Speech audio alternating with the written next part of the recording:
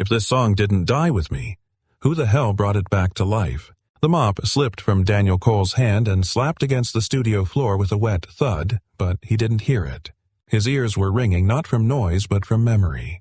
The voice on the radio was smoother now, older, maybe, but the melody, the chord progression, that break in the bridge with the aching hesitation before it slid into the chorus, that was his.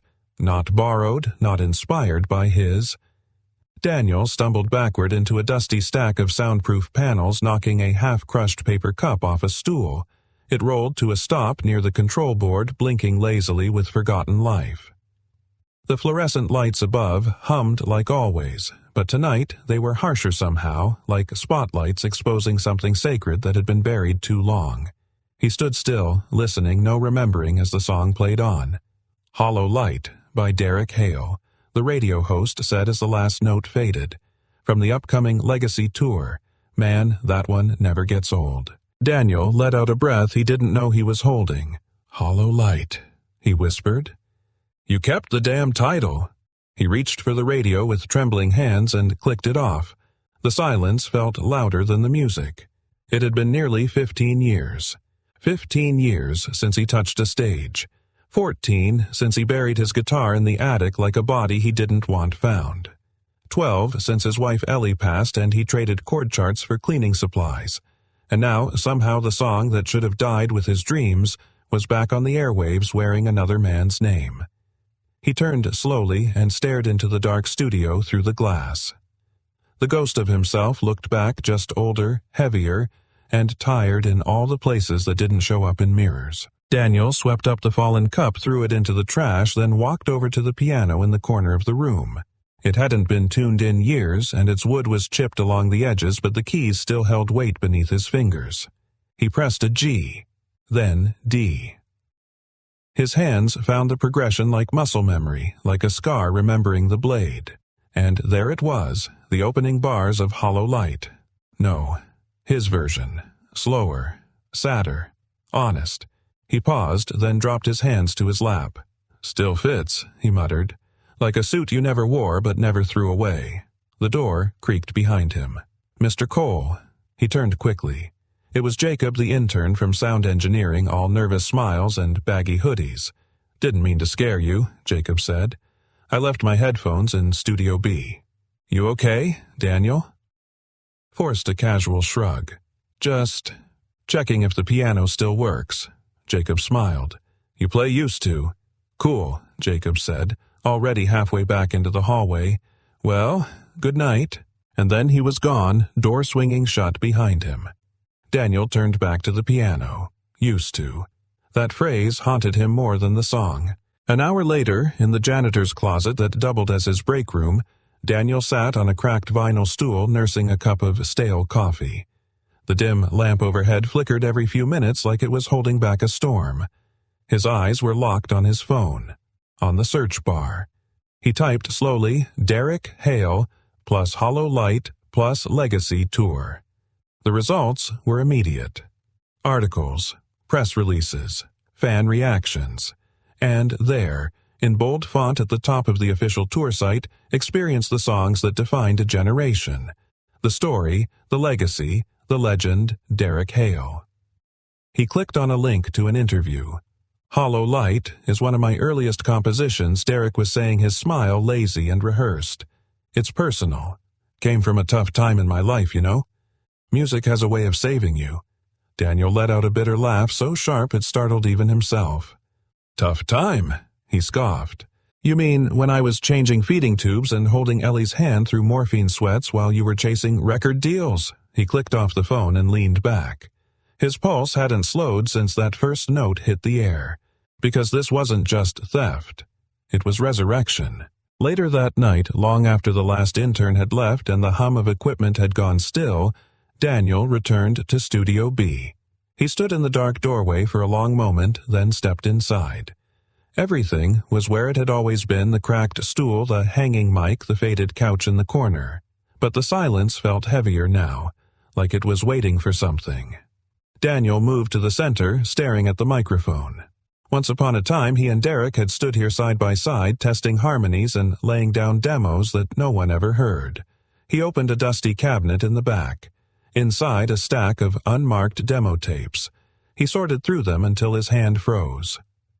Cole/Hale demo. 2010 black Sharpie. Faded letters, but still there. His throat tightened. He turned on the old player, slid the tape in, and hit play. Static. Then a voice. His voice. "Hey, this is take 3. Let's not screw it up this time." Then the strum. Clean, raw, uncertain, but real. The opening to Hollow Light. His version.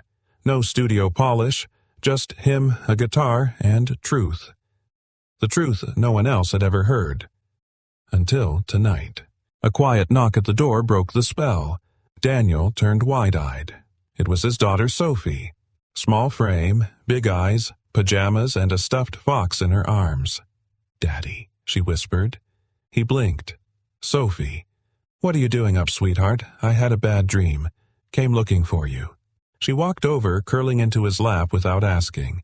Her eyes landed on the cassette deck, still playing faint notes. "Is that you?" she asked. Daniel hesitated, then nodded. "Yeah. A long time ago." She listened for a moment, then whispered, "I like your voice better than his." He didn't need to ask who his was. Sophie looked up. "Why don't you sing anymore?" Daniel stared at the tape, at the ghost of who he used to be, and for the first time in years he didn't have an answer. Some songs never die. They just wait, until you're ready to hear them again. The early morning light crept through the blinds of Daniel's apartment, soft and amber, cutting across the modest living room like the lines of an old sheet of music, worn but still legible. He sat alone at the small kitchen table, a cold mug of coffee untouched in front of him. The cassette from last night sat square in the center of the table.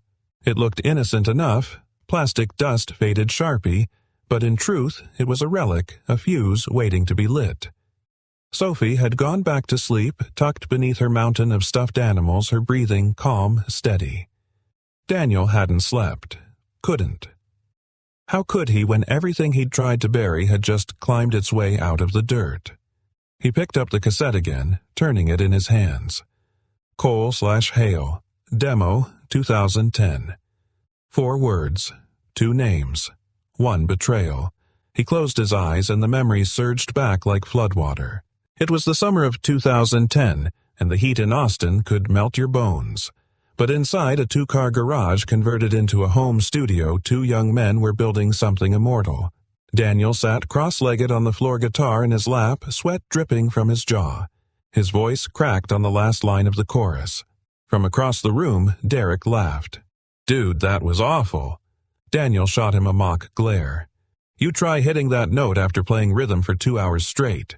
Derek grabbed his own guitar fingers, already dancing along the frets. "Nah, see, I don't play rhythm. I am rhythm." "Sure," Daniel said, grinning, "and I'm Hendrix reincarnated." They laughed together, then genuinely deeply, back when it was still simple, before things got complicated, before dreams cost more than either of them could afford. Back in the present, Daniel rubbed his temples. The sharp ache behind his eyes wasn't from the lack of sleep. It was the weight of knowing exactly when everything broke. It wasn't a single moment. It was a slow fade, like a song that starts in harmony and ends in dissonance. When Ellie got sick, Daniel dropped everything. The gigs, the demo sessions, the late-night jam circles, his place in the band. Derek had said he understood. Family comes first, he told Daniel at the hospital. But 3 months later, Daniel saw a flyer at a gas station live at the Hollow. Derek Hale, featuring debut single Hollow Light. No mention of Daniel, no credit, just silence. Worse than the theft was the erasure. A soft knock pulled him out of the memory. Dad, Sophie, stood in the doorway, eyes still puffy with sleep, her stuffed fox clutched tight. "Hey, honey," he said, trying to hide the storm behind his voice. She looked at the cassette. "You played that all night." "Yeah," he admitted. "Old memories." "Were you famous?" Daniel gave a dry chuckle. "No, I was never famous. But you played on the radio." He paused. "I played before the radio, and someone else took it from there." Sophie frowned, then walked over, placing the fox on the table. He shouldn't get to keep your song." Daniel looked at her, this little girl with fire in her eyes and Ellie's resilience in her bones. Sometimes he said gently, "Life doesn't hand you justice wrapped in a bow. Sometimes you just live with it." She didn't answer, just nodded slowly. Then she looked at him dead serious. "But I think people should know the truth. If I wrote something and someone stole it, I'd want the world to hear me say it was mine." Daniel felt something shift in his chest. A chord strummed gently in a place he thought long silent. Later that day, he stood outside an old storage unit on the edge of town. It smelled of sawdust and mildew. He hadn't been back here in over a decade. The metal door groaned open, revealing stacks of boxes, dusty gear cases, and a guitar stand draped in an old flannel shirt. Daniel moved slowly, reverently. He reached for a crate labeled Gear D&D, their old initials burned into wood like they meant something permanent. Inside, lyric notebooks, old set lists, harmonica holders, and a worn photo of him and Derek grinning like idiots at a county fair showcase. But it was the case at the bottom that stole his breath. He opened it carefully. His guitar, mahogany, steel strings. The one Ellie had surprised him with the night they played their first real gig. She'd saved up for it, skipping lunches and working double shifts. It was the last thing he played before everything fell apart. His hands hovered above it, hesitant. Then, almost involuntarily, he strummed a chord. It rang out raw and imperfect but real, and with that one note, the ghosts stirred. That evening, Daniel found himself sitting at the edge of Sophie's bed, guitar in hand. She watched him like he was a magician. "I don't remember the whole thing he said." "Try anyway," she whispered. He played. The melody was slow, familiar. Sophie hummed along, unsure of the lyrics, but sure of the feeling. When he finished, the room was silent. Then she spoke. "That didn't sound like a song someone else wrote. That sounded like you." Daniel smiled, but his eyes shimmered. "That's because I didn't write it with my hands, sweetheart. I wrote it with my life." As he tucked her in, Sophie yawned, already drifting. But before her eyes closed, she asked, "Will you play again? For people, I mean..." Daniel hesitated. The idea felt impossible, like trying to breathe underwater. But then he looked at her, this fearless little girl who believed in him more than he ever had in himself. "I don't know," he said honestly. She smiled sleepily. "I think you will." He watched her drift off, the echoes of Hollow Light playing in his mind, not Derek's version, his. And in that quiet moment, something long buried whispered softly, "Maybe it's time. Time to stop cleaning the corners of other people's dreams. Time to reclaim his own."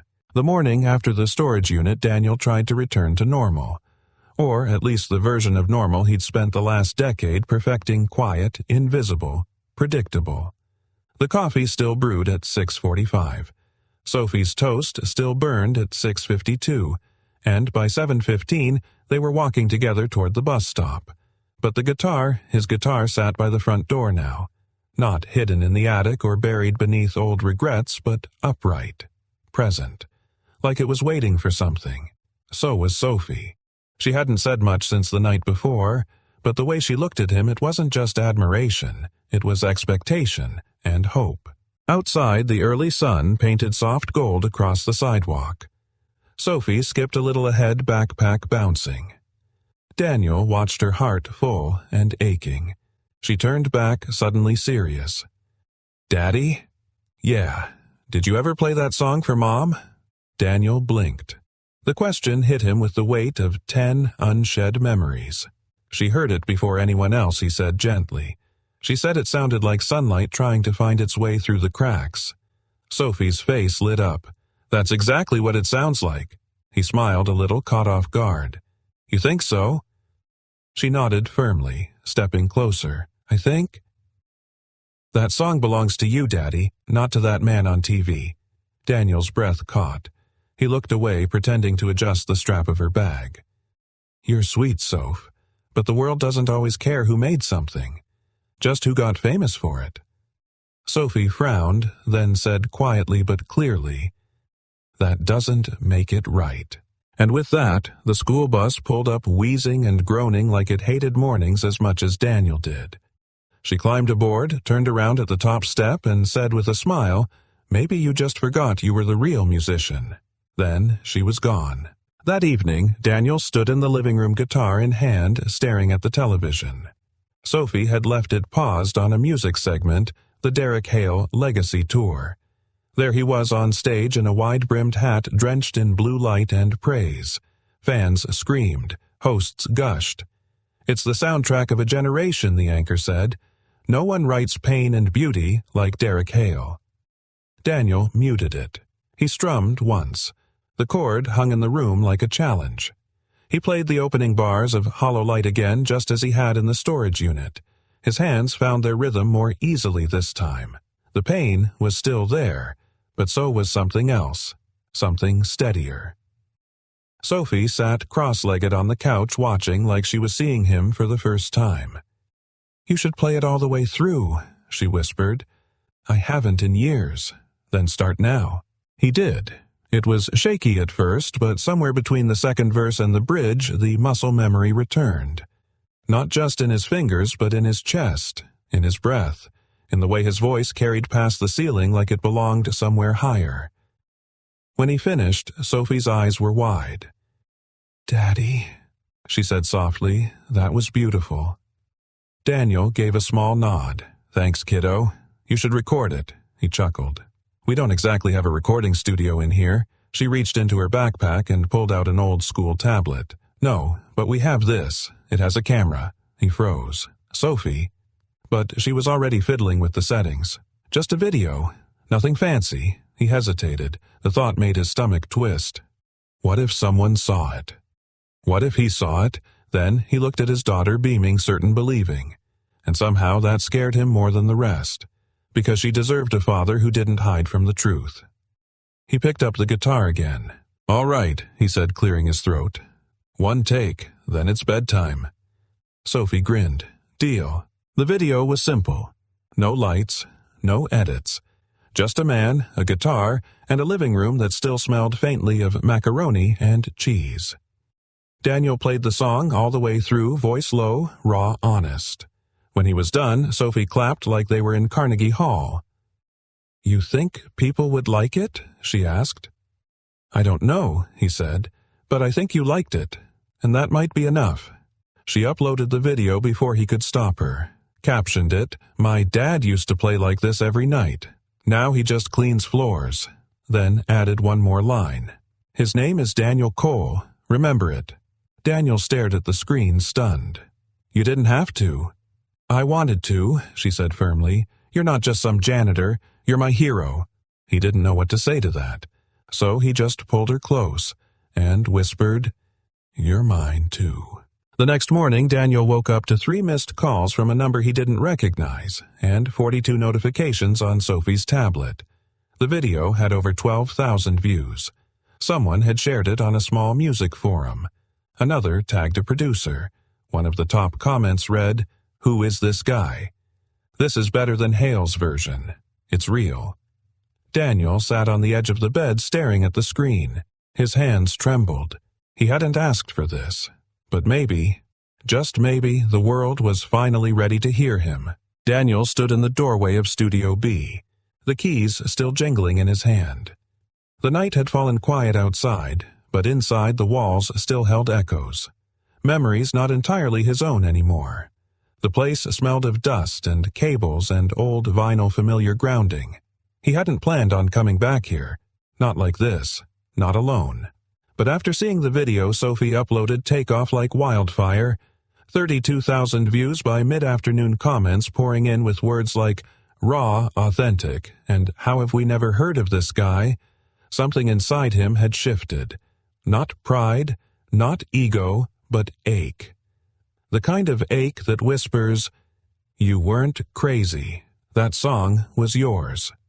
He flicked on the light, its hum filling the silence, then walked slowly to the back shelf where the archives were. Dozens of unlabeled tapes, reels, and burnt CDs lived here forgotten by time. He knew what he was looking for. His hands remembered even when his mind tried not to. A wooden box. Hinged. Slightly splintered on the side. He opened it. Inside, still wrapped in yellowing masking tape, was a cassette labeled in smudged black marker, Cole/Hale Demo, 2010. The sight of it hit harder than any punch. He sat down in the control chair, turning the tape over in his hands like an artifact. Then, with a careful breath, he slid it into the old player and hit play. A few seconds of hiss, then a voice. His voice. "Okay, third take, no screw-ups. Ready." "Let's go," came Derek's voice, cocky, younger, full of bite. Then the guitar, warm, intimate, barely brushed strings. Daniel leaned back, his eyes closing as the music swelled. Hollow light in its purest form, before the production, before the polish, before the lies. His voice carried through the room, and for the first time in years he heard it the way others had described it back then, not perfect, but honest. Every line a quiet war between grief and hope. When the final note hung in the air, Daniel didn't move. Tears welled not from sadness but from the unbearable recognition of himself. "I used to be that man. I thought he died, but he didn't. I just stopped listening." A knock came from the hallway, snapping him back. He reached over and turned the volume down. The door opened slightly and a voice called in, soft but familiar. "Thought I saw the light on." It was Rosa, the building supervisor, early 60s, sharp as a tack, and the kind of woman who always knew more than she let on. "I figured it was you," she said, walking in with a paper bag. "Brought you dinner." "Again?" "Because I know you. You don't eat when your ghosts start talking." Daniel offered a sheepish smile. "Thanks, Rosa." She set the bag down and looked at the tape deck. "That the one?" He nodded. "The one." She sat beside him, her eyes softening. "You've been silent a long time, mijo. Maybe too long." Daniel looked down. "I didn't think anyone was listening." Rosa gave a knowing chuckle. "Maybe you weren't either." He paused. "You know what hurts most? It's not just that he took the song. It's that he knew what it meant. He was there. He saw what Ellie was going through. He saw me falling apart. That song, his voice caught that song, was my way of holding on to what I was losing." Rosa laid a hand on his. "Then it still belongs to you." Later that night, Daniel returned home with the tape tucked under his jacket like it might vanish if the wind caught it. Sophie was curled up on the couch, still in her pajamas, tablet in hand. She looked up the second he opened the door. "You came back late," she said. He held up the cassette. "Had to find something." Her eyes lit up. "Is that the real version?" He nodded and walked over to the old stereo in the corner. "Want to hear what your dad used to sound like when he thought he had a shot at making it?" Sophie grinned, pulling a blanket around her shoulders. "Always." He placed the tape and pressed play and let it wash over them. The rawness, the heartbreak, the hope. And somewhere in the middle of the second verse, Sophie whispered, "That doesn't sound like someone who gave up." Daniel turned to her. "I didn't give up," he said quietly. "I just walked away before the fight was over." She reached out, small fingers wrapping around his wrist. "Then maybe it's time to walk back in." The next morning, Daniel did something he hadn't done in years. He called in late. Then he went into the attic. He rummaged through boxes until he found the old notebook, battered leather cover, yellowed pages, ink smudged from late-night rewrites and coffee spills. The vault, he used to call it. He flipped through page after page, old lyrics, fragments of songs, never finished chords that once hummed with promise. And there, between two dog-eared pages, was the handwritten original of Hollow Light. His handwriting. His words. At the bottom a note scrawled in blue ink, for Ellie. "So she remembers the sun is still trying." Daniel stared at the page breath caught in his chest. It wasn't just a song. It was a love letter, a time capsule, a prayer disguised as music. And it was his. That night, Daniel sat in the living room again, guitar resting on his knee. Sophie sat across from him, knees tucked up, eyes bright. "Play it again," she asked. He smiled. "Only if you promise not to upload it this time." "No promises," she grinned. He laughed and started playing, but this time he wasn't just reliving. He was reclaiming. Every chord was a step forward, every lyric a stitch in the fabric of a man who was finally sewing himself back together. And as the final note rang out, Daniel looked up and for the first time in years saw his daughter not just as someone he had to protect, but as someone who had helped resurrect him. It was a Tuesday evening, and the hallway outside Studio A smelled like burnt coffee and ambition. The kind that never quite cools down even when the lights are off and the building's supposed to be empty. Daniel had clocked out 2 hours ago, but his hands didn't want to rest.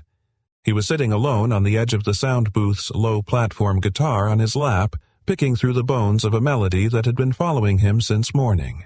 It wasn't hollow light this time. It was something new, softer, half-formed, like a whisper trying to become a voice. He didn't notice the studio door slowly creak open behind him, didn't see her silhouette until she cleared her throat. Most janitors don't sound like they've bled into their strings. Daniel turned, startled, and met her eyes for the first time. Maya Rivera. Shoulder-length curls.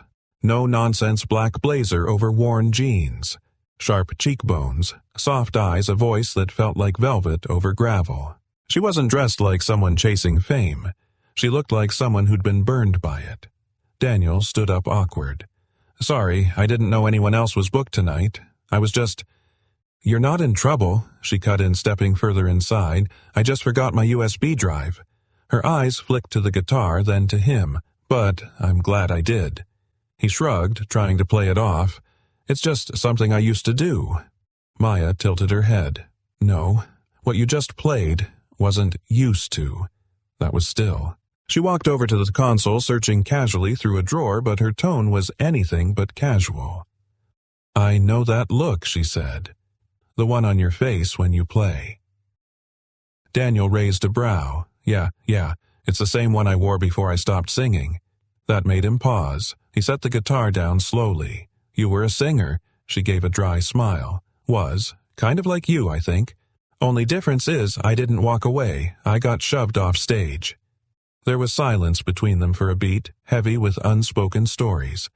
Then she added softer this time, "I had a song stolen too." Daniel's breath caught. Maya glanced at him, gauging his reaction. He didn't need to ask for details. You didn't need to explain what it felt like to have a piece of your soul performed by someone who never earned it. He just nodded. "Yeah, I know that kind of theft." Maya leaned against the mixing board. "You got a name?" "Daniel," he said. "Daniel Cole." She stiffened almost imperceptibly. "Then, wait, Daniel Cole." He gave her a wary glance. "Why?" She turned toward him fully now, folding her arms. "You're the one from the video, the janitor, the one everyone's talking about online." Daniel sighed, rubbing the back of his neck. "That wasn't supposed to happen. My daughter filmed it. I didn't even know she posted it until the views had already hit 5 digits. Maya didn't smile, but something in her expression softened. "You're better than Hale." He blinked. "You know Derek?" She nodded once. "Knew him. A long time ago, when he still gave credit to the people who deserved it." Daniel sat back down, the weight of the name hanging in the air between them like cigarette smoke. "I wrote that song," he said. "Hollow Light.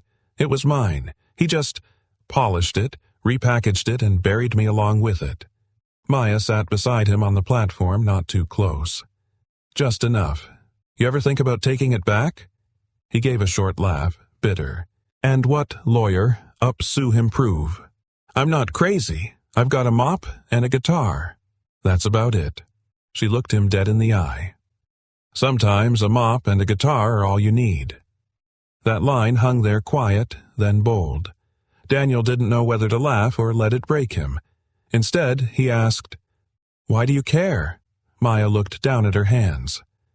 "Because I remember what it's like to be silenced. And I remember wishing someone had stood with me when I couldn't stand on my own."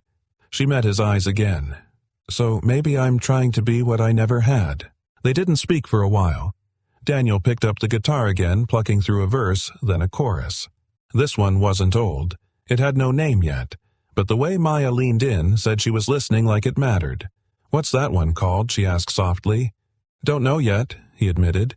"Started writing it this morning. For Sophie." Maya smiled, the kind that slipped past her guard. "She's your daughter," he nodded. "She believes in you," Maya said. Daniel chuckled. Yeah, enough for the both of us. She stood, finally locating her flash drive and tucking it into her bag. Then she looked at him once more before leaving. You've still got something worth fighting for, Daniel Cole. That means you're not done yet. And just like that, she was gone. Later that night back home, Daniel sat with his guitar in the quiet living room. Sophie was already asleep. The apartment was still, but something inside him wasn't. He thought about Maya's voice. Not the words, those were powerful, yes, but the way she meant them. Like she wasn't just encouraging him. Like she needed him to rise because maybe if he did, she could too. Daniel looked down at his notebook and wrote something at the top of the page, the ones who stayed quiet. Then, with hands steadier than they'd been in years, he began to write. The morning sun poured into the kitchen like honey, slow, warm, and honest. Daniel sat at the table strumming softly on his guitar, sipping black coffee that had gone cold long ago. His fingers followed a new melody, gentle, open-ended, like a question that hadn't quite formed. Sophie sat across from him, peanut butter smudged on her cheek, chewing thoughtfully as she watched his hands move. "That's not hollow light," she said finally. Daniel smiled. "No, it's something else. Does it have a name?" He shook his head. "Not yet." She pushed her plate aside and sat up straighter. "What's it about?" He paused, then looked at her. "About a girl who sees light where the world sees shadows. About someone small, teaching someone grown how to be brave again." Sophie blushed, lowering her gaze, but her grin was unmistakable. "You're writing about me. I'd say you inspired it. You should call it Sophie's Song." Daniel chuckled. "You sure you want your name on something with this many missed notes?" She leaned forward, elbows on the table, eyes shining. "Every song you write feels like it was meant for something bigger. Maybe it just needed the right person to hear it first." Later that day, while Daniel went in for his shift, Sophie stayed home with Rosa working on her math homework at the dining table. At some point, she wandered into Daniel's bedroom. The guitar was resting beside the bed like always. His old lyric journal lay open on the desk, ink, smudges, torn edges, and faded pencil sketches dancing in the margins. She didn't mean to snoop, but her fingers ran over the page like they were reading Braille. Sophie's Song. Verse 1 in progress. She read it aloud under her breath, heart thudding. She carries questions in her pockets, answers in her smile. She builds her father's courage, one quiet mile by mile. She swallowed hard. It was like seeing herself through his eyes, and it was more beautiful than she could have imagined. That evening, after dinner, while Daniel was doing the dishes, Sophie disappeared into the living room. She set up the tablet on its stand, propped the guitar on her lap, and stared into the camera. "Okay," she whispered to herself. "Just try." She strummed the first chord. It buzzed awkwardly. She tried again better, then again smoother. She couldn't play the full song, not yet, but she could feel it, like a promise in the air. "I'm Sophie," she said into the lens, cheeks red. "This is for my dad. He's the one who really wrote Hollow Light. Not Derek Hale, not the guy on the radio. My dad did. But he doesn't care about getting famous. He just wants to play music that helps people feel something again." She paused. "So, if you're watching this and you remember what real music sounds like, music that comes from the truth, please share it." And then she hit upload. Daniel didn't know anything until 2 days later. He was eating lunch on the loading dock behind the studio when Jacob the intern came rushing out waving his phone. "Dude, you're blowing up again." Daniel blinked. "What? Another video? But this time it's your daughter." Daniel froze. "She posted something." Jacob turned the screen around. The video was already at 118,000 views. Comments exploding. People asking questions. People digging. This is the real story. You can hear it in her voice. If this is true, Derek Hale owes someone an apology. That man doesn't belong behind a mop. Daniel set his sandwich down, his appetite gone. A slow burn rose in his chest. Not anger. Not pride. Something deeper. The truth was starting to breathe again. That night, Daniel sat Sophie down on the couch tablet in his lap, video paused on her brave, trembling face. "You didn't ask," he said gently. She looked down. I know. You should have. Her voice wavered. I wanted people to hear it. I wanted them to know who you really are. Daniel leaned forward, resting his elbows on his knees. Sophie, being seen is scary, especially when you've spent your life trying to disappear. She looked up, eyes shimmering. But you're not invisible to me. That broke him. He reached out, pulled her into his arms. You know, he said, voice thick, when I was your age, I thought heroes wore capes. I didn't know they wore polka-dot pajamas and changed the world from a dining room chair. She giggled into his chest. You're the one changing the world, Daddy. He kissed the top of her head. Maybe, but only because you lit the way. By the next morning, things had escalated. The video had reached 500,000 views, and it had found its way into places. People were tagging music journalists, podcast hosts, small label producers, and then a message appeared in Daniel's inbox from an unverified account. From Derek Hale Official Team, subject urgent, use of material and tour concerns. Daniel stared at the screen. The words blurred for a moment. He clicked it open. Just one sentence. We need to talk. Call me. He closed the laptop and leaned back, pulse pounding. Sophie walked in, still rubbing sleep from her eyes. You okay? She asked. Daniel looked at her, really looked at her, and realized something powerful. He was okay. He hadn't felt that in years. But now the truth was out there. And even if Derek had the stage, Daniel had something bigger. He had his voice. Derek Hale sat in a luxury hotel suite in Los Angeles, staring at his phone, his jaw clenched so tightly it might have cracked if he moved an inch. The muted TV behind him buzzed with footage from his Legacy Tour promotion, but it no longer brought him satisfaction. Not since that damn video started spreading like wildfire. A janitor with a guitar, playing his song, singing his melody, and worse, sounding better than he remembered. A knock interrupted his storming thoughts. Come in, he barked. His manager Jordan stepped in cautiously, holding a tablet. You've seen it, right? Derek growled. Jordan nodded. The clip, yeah. And the girls' video, too. It's all over Twitter, Reddit. Even NPR picked it up this morning. People are starting to ask questions. Derek rubbed his temples. Tell me we've got legal control. We do, technically. You copyrighted the published arrangement, and the lyrics under your name. That's all I need to hear. Jordan hesitated. But the demo, the one circulating now, it's raw. It's older. If that cassette exists and if Daniel kept it, it could prove authorship. Original authorship. Derek's voice dropped calm and venomous. He was supposed to disappear. That was the deal. He walks away. I carry the dream. Jordan didn't answer, because they both knew Daniel never agreed to that. Back in Austin, Daniel stood at the edge of the studio's rooftop parking lot, the late afternoon sun casting long gold shadows. His phone buzzed again in his pocket. Same number, same message. Derek Hale. Call me. He still hadn't answered. Maya leaned against the railing beside him, sipping from a travel mug. You're quiet, she said. He didn't look at her. I'm not sure what to say. You could start with what you want to say. Daniel exhaled through his nose, slow and weary. I want to ask him why. Why take something sacred and sell it like it was just another track on a record? Why pretend I never existed? Maya nodded. And what do you expect he'll say? Daniel was silent. She placed the mug down. You know what I think?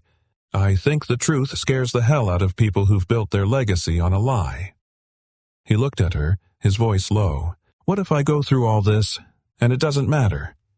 What if people forget in a week, and he keeps standing on the stage with my story in his mouth? She leaned in.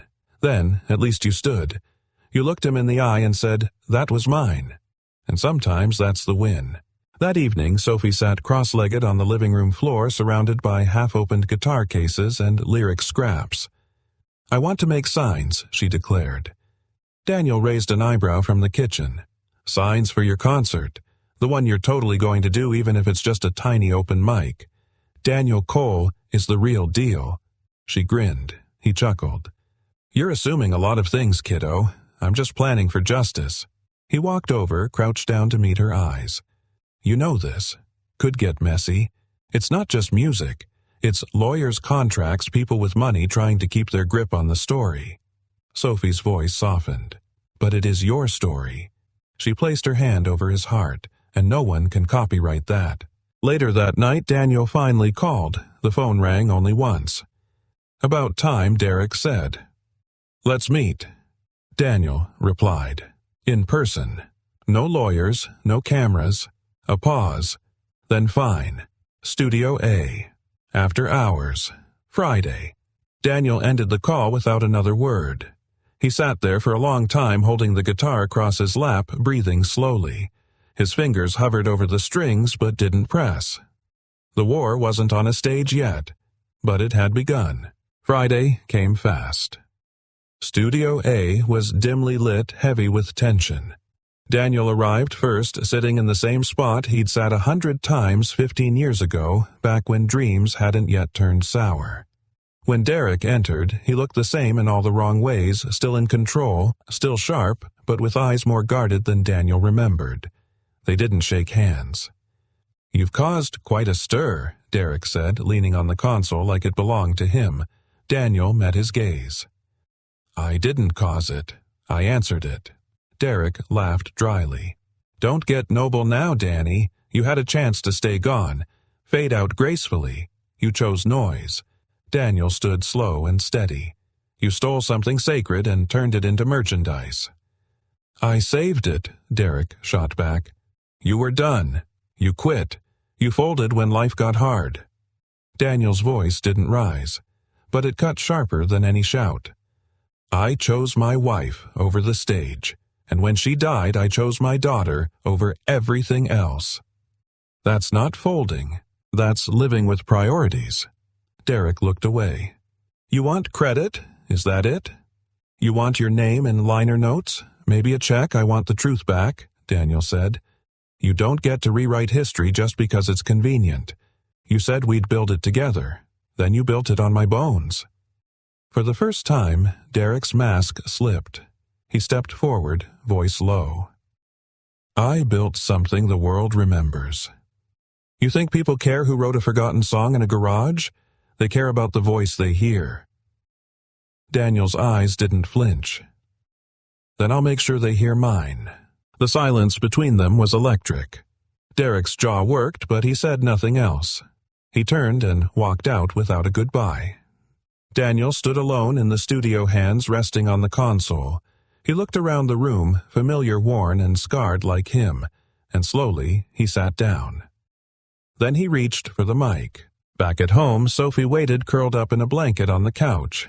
Maya sat nearby, laptop open, half watching, half worrying. When the door opened and Daniel walked in, both turned toward him. Maya stood. "How'd it go?" He said nothing, just reached into his pocket and pulled out the old demo tape. Then he placed it on the coffee table next to the lyric book and Sophie's homemade sign. "He won't give it back," Daniel said simply.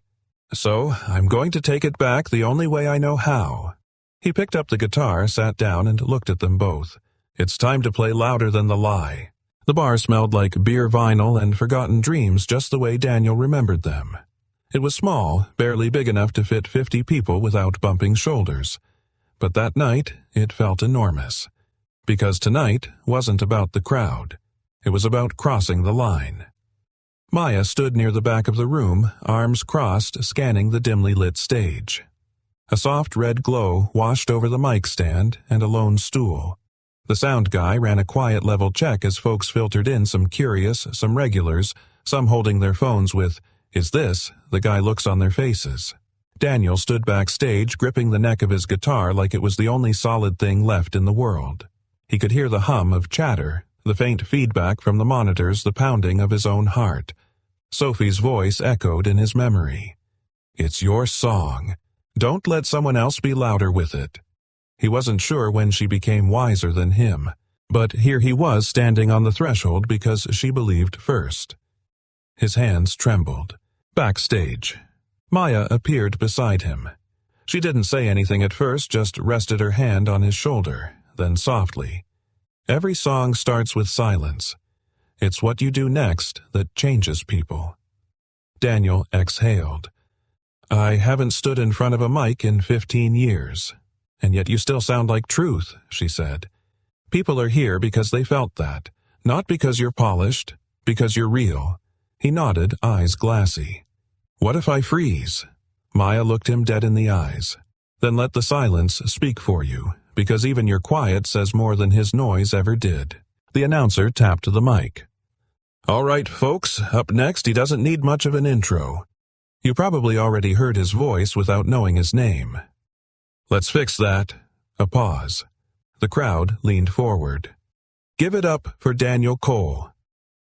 Scattered applause grew slowly, curiously. Daniel stepped onto the stage guitar slung across his chest boots, echoing off the worn floorboards. He sat on the stool, adjusted the mic, and looked up. The lights blinded him, but in the shadows he caught one tiny voice. Go, Daddy, Sophie. Front row, feet swinging, hands cupped around her mouth. And just like that, the fear melted. He smiled, breathed in, and began to play. The first chord was shaky. The second found its footing. By the third, the room had gone still. Daniel's voice emerged like a wound, remembering how to heal, raw, honest, broken in all the right places. It wasn't the rehearsed polish of Derek's arena shows. It was gravel and truth and memories wrapped in chords. He played Hollow Light, the real version. The one Ellie heard first. The one he wrote when he thought love might save her and music might save him. And now, here it was saving something again. No one moved. Phones were forgotten in hands. Drinks sat untouched. By the time he hit the final line, but even in the hollow light, I still remember how to shine. Someone sniffled in the back. Then silence. Then thunder. The applause hit him like a wave. But it was Sophie's face that undid him, her eyes wide, proud, shining. He stood, nodded once, and walked off stage, not with swagger, but with something deeper. Peace. Backstage, Maya was waiting. Her eyes weren't dry either. You didn't just play, she whispered. You took it back. Daniel chuckled through the shake in his breath. I almost lost my place halfway through. Maya smiled. Yeah, but you didn't. That's what matters. He leaned against the wall, running a hand through his hair. Something strange happened out there, he said. What I didn't feel like I was proving anything anymore. I just felt like I was home. Later that night, Daniel, Maya, and Sophie sat in the empty bar, the crowd long gone. A few chairs were still out of place. The lights dimmed. A quiet hung in the air, almost sacred. Sophie rested her head on Daniel's shoulder. You were amazing. He kissed the top of her head. Only because you wouldn't let me quit. She beamed. Maya sipped from her tea. You know this doesn't end here, right? Daniel nodded. No. This was just the spark. She leaned forward. The internet is going to explode after this video gets out. People are going to want to hear your side now. This isn't just about a song anymore, it's about a story. Yours. Daniel hesitated. I didn't ask for this fight. Maya looked at him, voice soft but unshakable. Neither did I when my voice got stolen. But the only thing worse than being silenced is staying silent once you found your voice again. Daniel stared at her, the room spinning quietly around those words. Then he reached into his bag, pulled out his old lyric book, and set it on the table. I think it's time we finish what we started, he said. Not just for me, for everyone who's ever had something taken and been told to move on. That night, after Sophie had fallen asleep on the couch and Maya had gone home, Daniel sat in the stillness of his apartment. He opened his notebook to a blank page, wrote at the top in bold letters, The Concert of Truth, set list, and beneath it a single line, Play louder than the lie. He didn't know how the next chapter would unfold, but for the first time in years, he wasn't afraid of the noise. He was the noise now. The knock came at dusk, sharp, intentional. Daniel opened the door to Studio B, and there he was, Derek Hale. Standing like a storm in tailored denim and just enough leather to remind the world who he thought he was. Sunglasses hung from his collar. A confidence he hadn't earned clung to him like cologne. Figured you'd be here, Derek said, stepping inside without waiting for an invitation. Daniel watched him carefully. Old habits die hard. Derek smirked. Some don't die at all. They just go viral. He walked around the room, running his fingers over the mixing board, the soundproof walls, the stool where Daniel had sat just days earlier. Funny, Derek said. This place hasn't changed. But you look at you, internet darling, blue-collar poet, the truth-teller. Daniel stayed silent, letting him talk. Derek turned to face him fully. You think one song in a bar makes you a martyr? You think this thing ends with claps and cameras. The second you step out of your lane, you're in my world, and trust me, you don't want to live there. Daniel's voice was quiet, steady. Then why'd you show up? Derek shrugged. Damage control. There was a long pause. Just breath between old friends who had become strangers. Then Daniel spoke. You stood at my wife's funeral. You held my daughter when she couldn't stop crying. You said, we'll still make music when you're ready, brother. And while I was watching Ellie slip away, you were cutting deals with my song in your back pocket. Derek's jaw tightened. I made that song a hit. No, Daniel said, eyes locked. I made that song a prayer. You turned it into a product. Derek walked toward him slow. You were gone. You left everything behind. I left because I was losing the woman I loved. Daniel snapped. I thought friendship meant you'd hold it down until I could breathe again, not that you'd bury me with her. Derek looked away, and for a flicker of a moment he wasn't the icon. He was just a man caught in his own shadow. You think I didn't carry guilt? He muttered. Every tour, every damn award. I heard your voice under mine. But people didn't care who bled the song. They only cared who sang it first. Daniel stepped forward. And now they're listening to both, and they know the difference between borrowed and stolen. Silence. Tense. Unyielding. Derek picked up a pair of headphones and twirled them absently. I didn't come here to fight, he said finally. Then why are you trembling? Daniel asked. Derek set the headphones down, eyes cold. You want your 15 minutes, fine. Ride the sympathy wave.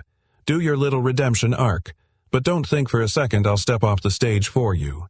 Daniel's voice dropped lower than threat, deeper than anger. I don't want your stage, Derek. I want my name back. I want my daughter to grow up in a world where truth matters more than playlists. I want to show people that you can lose everything and still find your voice.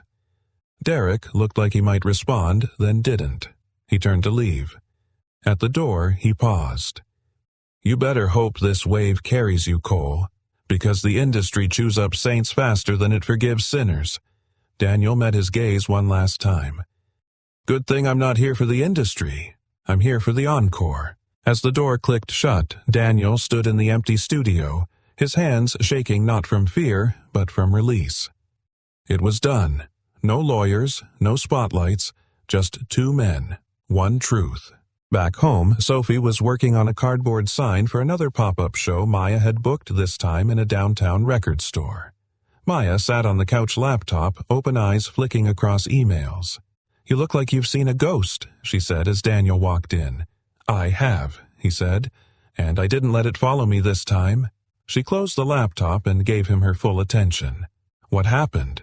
He sat down beside her slower than usual, not from exhaustion but from weight.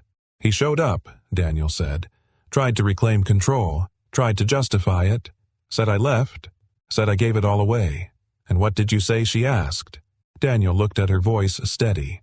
I said the world might not care who bleeds into a song, but I do, and I'm done pretending silence is humility. Maya leaned back, visibly exhaling. Good, she whispered. Because truth needs defenders, not just survivors. Later that night, as Daniel tucked Sophie in, she looked up at him with those wide, searching eyes. Did you talk to him? Yeah, Daniel said. Did you yell? He chuckled. A little. But mostly I told the truth. Did he listen? Daniel thought for a moment. No. But that's okay. Because someone else will. She smiled sleepily. Maybe. He kissed her forehead. Especially you. And in the quiet after she drifted off, Daniel stood at the window looking out over the city. Lights flickered. Lives pulsed forward. But inside him something had settled.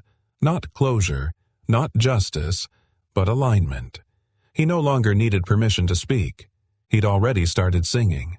The headlines were impossible to ignore. The janitor who wrote the hit. Daniel Cole breaks the internet with raw truth. Did Derek Hale steal his greatest song? Father, musician, ghostwriter, the man behind the hollow light. Daniel's inbox had tripled overnight. Offers, interview requests, podcasts, documentaries. One even asked if Sophie would be willing to speak as the heartwarming voice of a generation rediscovering authenticity. It should have felt like justice. It felt like pressure. He sat in his apartment, guitar across his lap, eyes on the TV where a replay of his performance from the small bar streamed on a late-night music show. The crowd's standing ovation. Sophie's voice yelling, "Go, Daddy!" And his own face haunted, hopeful scene. But this new visibility came with something else, a target. Maya sat on the edge of the couch, legs crossed, scanning her phone with narrowed eyes. "They've issued a statement," she said quietly. Daniel looked up. Who? Hale's team. His lawyers. They're pushing the narrative that the song was co-written, never stolen. He shook his head slowly. There was never a contract. Just a cassette and a promise. Maya's voice hardened. They're betting that the public doesn't care about the difference. Daniel's knuckles tightened on the guitar neck. So what now? She leaned toward him, phone still in hand. Now you decide if you want to let your voice echo, or let theirs drown you out again. But that decision wasn't just his. That night, after Sophie fell asleep exhausted from drawing handmade truth tour signs in glitter and Sharpie, Daniel sat alone in the kitchen staring at his lyric journal. Across from him lay two things. One, a cease and desist letter from Derek's legal team warning him against public use of any disputed material. Two, a handwritten note from Sophie slipped into his jacket pocket earlier that day, "Daddy. Even when you whisper, I hear you louder than the world." His fingers trembled not from fear, but from knowing both were true. The next morning the phone call came. It was Maya, her voice tight, urgent. "I got you a slot." Daniel blinked. What? Opening act. One song. On Derek's Legacy tour. In Austin. 2 nights from now. He stood up slowly. "Are you serious?" She exhaled. They offered it like a peace gesture. Probably trying to control the PR, throw you a bone, and hope you sit back down quietly after. Daniel paced the room. "And if I say yes, they'll watch you. They'll spin it. But you'll be on that stage. The real one. With cameras. With your voice unmuted. And if I say no, they'll say you're scared. Or worse, that you lied. And they'll keep rewriting your song until no one remembers who bled into it first." That night, Daniel sat beside Sophie on the couch. She curled into his side, watching cartoons, half asleep. He hadn't told her yet. "Hey," he said gently, "if I played again, like on a big stage, would that scare you?"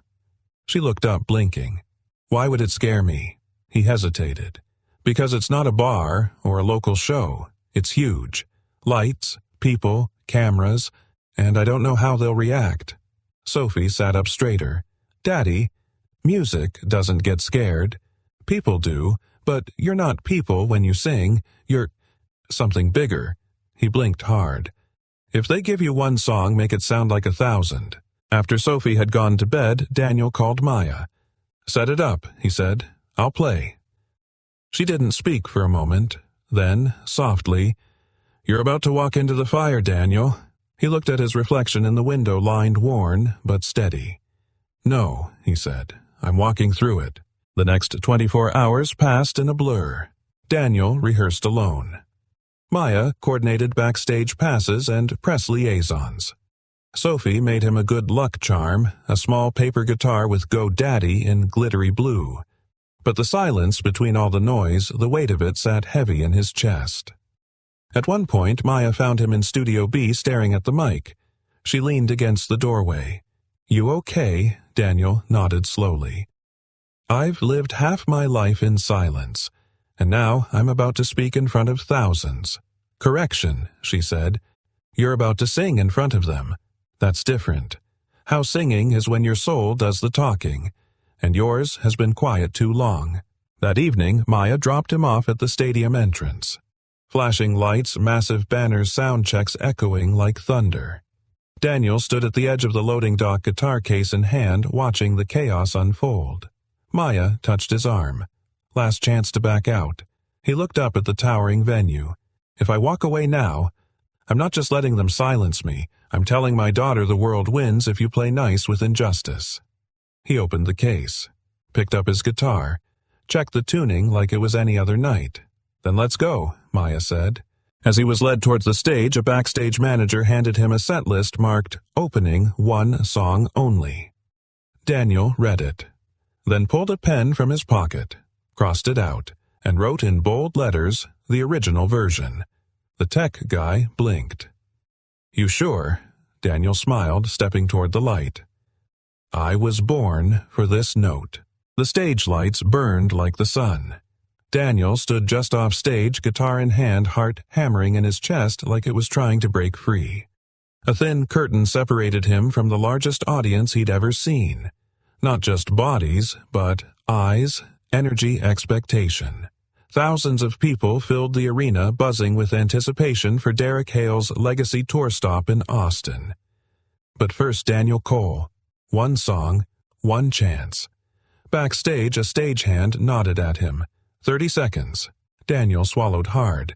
He looked down at his guitar, then to the note Sophie had tucked into his case that morning. They'll hear you, Daddy. I know they will. He closed his eyes, breathed, let go. The lights dimmed. A single spotlight hit center stage. Ladies and gentlemen, the announcer's voice rang out before tonight's headline act. We welcome a voice you might not know yet. But once you hear him, you won't forget. Please welcome Daniel Cole. There was polite applause, confused, curious. Daniel stepped into the light.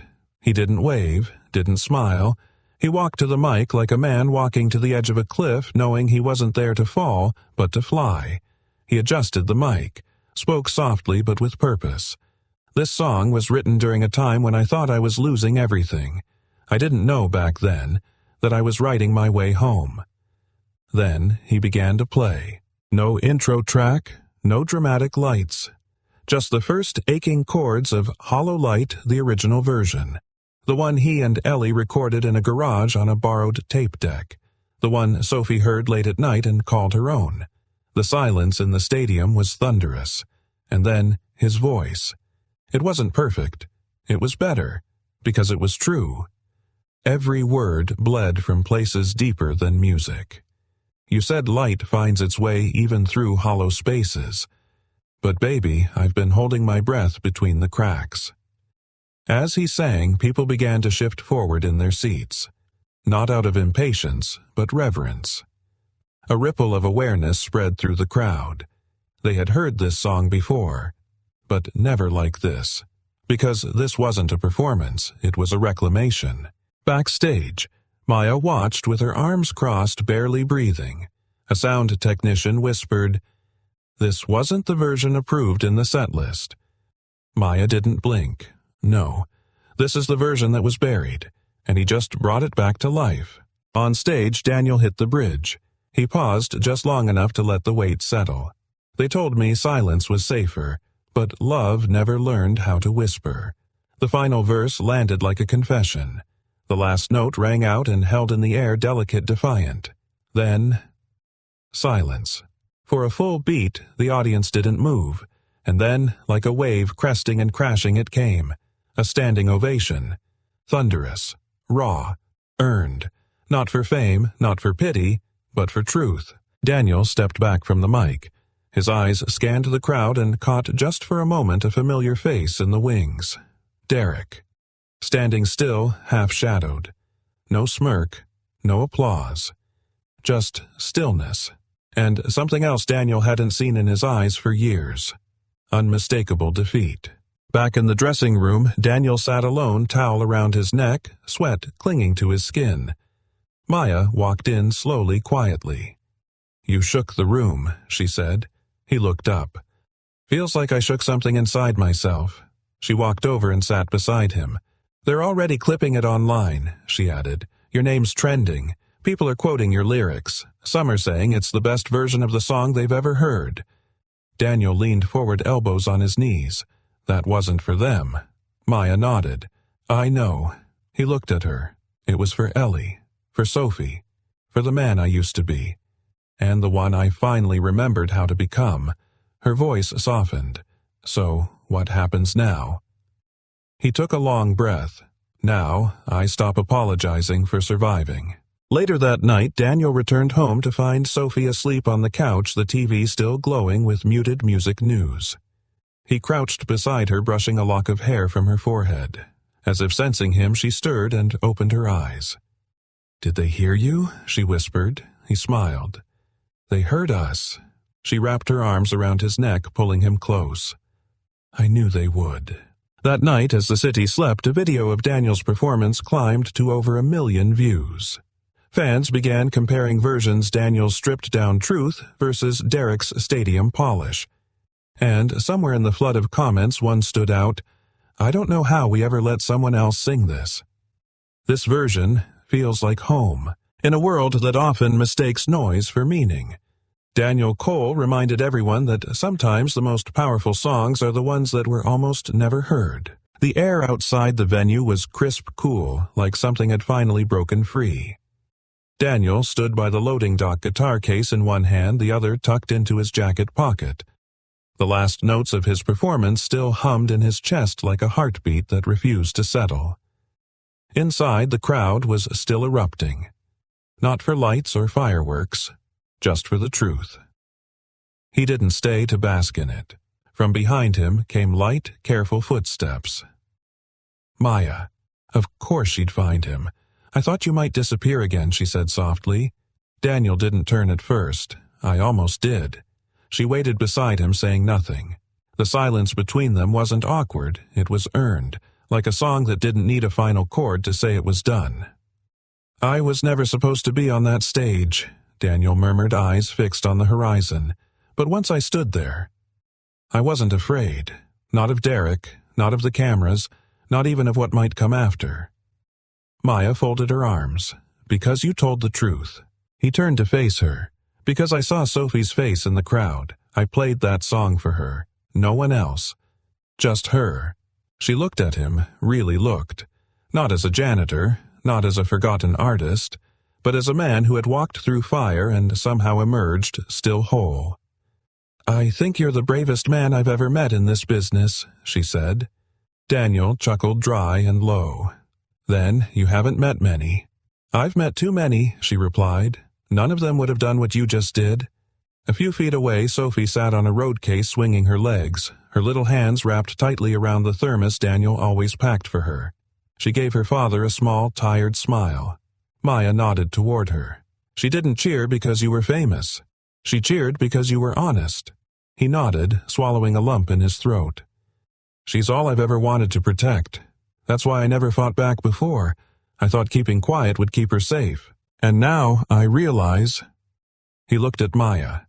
Voice-thick silence doesn't protect what matters. Truth does. A beat, then another. Maya took a small step forward. "So, what now?" she asked. Daniel gave a soft, rueful smile. "You want the public answer or the real one?"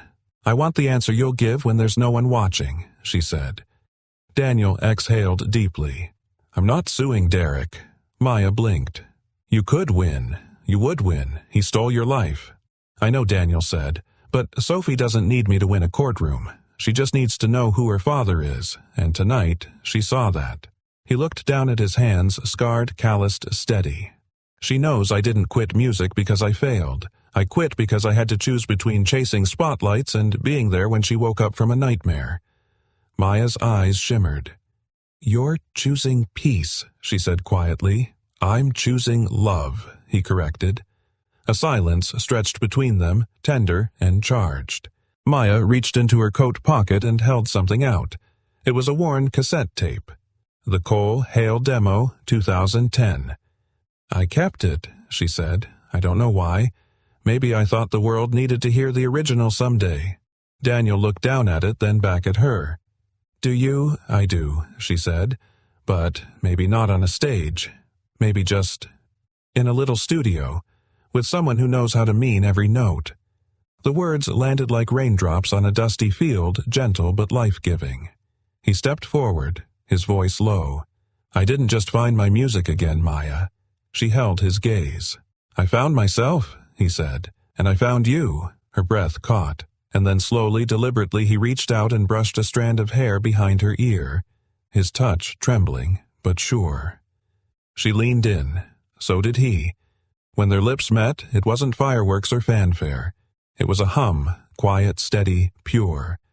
Like a tune you'd carry home in your pocket because it made the world feel just a little more whole. In the distance, Sophie watched from her perch, a knowing smile playing on her lips. She didn't giggle or tease. She just sipped her hot cocoa and whispered under her breath, "Told you, Daddy." You still had music left. They pulled away from the kiss, forehead to forehead. Maya smiled. "So, what do we call this, a new beginning?" Daniel looked around the parking lot, the night sky, the quiet smile of his daughter waiting for them. "No," he said, "we call this home," and for the first time in years Daniel Cole wasn't looking back. He took Maya's hand in his, walked toward Sophie, and together the three of them stepped into a tomorrow that finally belonged to them. The community center wasn't fancy. The floors creaked in places, the windows fogged up when it rained, and the piano in the corner hadn't been tuned in a decade. But it was alive. On Saturday mornings it buzzed with laughter, mismatched guitar chords, and the soft, clumsy beginnings of song. Children with two big instruments and two small hands filled the room with something that felt like hope. Daniel Cole stood at the front of the small classroom, a whiteboard behind him scrawled with chord shapes, a cheap acoustic in his hands. He strummed once, then paused. "Music isn't about being perfect," he said, looking around at the 10 kids watching him like he was Bruce Springsteen. "It's about telling the truth, even when your voice shakes." A boy in the back raised his hand. "Is it true you used to be famous?" Daniel chuckled. "No," he said, "but I used to matter to someone, and that's what counts." Laughter rippled through the room, easy and light. From the doorway, Sophie peeked in. She was growing fast taller now, with her mother's eyes and Daniel's stubborn chin. A guitar strap crossed her shoulder, the small instrument nestled on her back like wings she hadn't quite learned to fly with yet. She gave a little wave. Daniel winked. After class, Sophie waited for him in the hallway, plucking a soft tune from memory. Her fingers stumbled over the bridge. "You're rushing," the G. Daniel said gently, kneeling beside her. She sighed. "I can't get it right. You don't have to get it perfect," he said, placing his hand over hers. "You just have to feel it." She looked at him, her brows furrowed. "Is that what you did on the stage with Mom and all those people?" Daniel smiled. "No. That night, I didn't play for a crowd. I played for you." She grinned, and for a moment she looked 5 years old again, sitting cross-legged in front of a radio, believing her dad was magic. "Can I play that song someday?" she asked. "You already are." They turned toward the open room again, just as Maya appeared with a paper cup of coffee in each hand. Her curls were loose today, soft around her face. She looked less like a producer, more like someone who'd remembered how to breathe. Daniel kissed her on the cheek, then took a cup. Hazelnut. "You're a man of routine," she teased. "Besides, it's the only thing they had that didn't taste like sadness." They sat together on the bench in the hallway, watching Sophie now trying to teach a younger boy how to place his fingers on the fretboard. "She's turning into you," Maya said. Daniel shook his head. "She's better." Silence settled between them. A good silence, the kind that doesn't need to be filled. Then Maya added quietly, "You know, I used to think I'd only be happy if I got back what I lost, my career, my reputation, and now—" She looked at him. "Now I know I was chasing echoes. What I have here, what we have that's music that doesn't fade." Daniel leaned his head back against the wall, sipping the last of his coffee. "Funny, isn't it? All those years I thought music was behind me. Turns out it was waiting on me to stop running." Maya nodded. "And look what you built instead. Not a stage, not a tour, but something real, something that lasts." Down the hall a bell rang. Kids began to scatter, parents arriving with jackets and backpacks and weekend plans. Sophie returned, her cheeks flushed with joy. "Daddy," she said breathlessly, "can I show you the song I wrote?" He raised an eyebrow.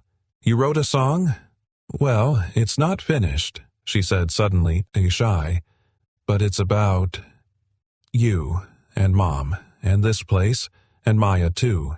Maya's eyes softened. "We'd be honored to hear it." They walked into the main room. The piano bench squeaked under Sophie's weight. She adjusted the mic too low, and Daniel reached over to raise it. "Okay," she whispered. "Here goes nothing." Her voice was small, but sure. The notes wobbled at first, then found their footing. It wasn't a perfect song, but it was real. Daniel listened, hand in Maya's, and felt the years fall away. The pain, the silence, the betrayal, it all faded like a distant radio signal. In its place, there was this: a daughter's song, a woman's steady love, and a man finally unafraid to be seen.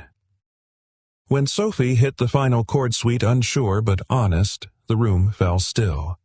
Daniel's throat tightened. That he said voice cracking was better than anything I ever wrote. Sophie beamed. Outside, the sun was beginning to set. Golden light spilled through the windows, dust floating like soft confetti in the air. Maya leaned over. "You ever think about writing again?" Daniel shrugged. "Maybe." "With me?" He smiled. "Only if you promise not to fix all my bad metaphors." She laughed. "No promises." The three of them stood together in the fading light. No stage, no crowd, no spotlight. Just music. Just love. And as the final chord of the day played itself in silence, Daniel's voice returned, gentle, steady, full of something sacred. This is the real encore. And maybe that's the kind of encore we all hope for. Not fame, not applause, but a quiet room filled with people who truly see us, and a song that outlives the silence. Now, I'd love to hear from you. Where are you watching this from, and what part of Daniel's story touched you the most? Share your thoughts in the comments below. Your words matter here. They always do. If this story moved you even just a little, make sure to subscribe to the channel. We've got more stories coming, ones that remind us that second chances, love, and healing are never too late. From my heart to yours, thank you for watching, for listening, and for keeping the music alive. Until next time, stay kind, stay brave, and never stop believing in your own encore.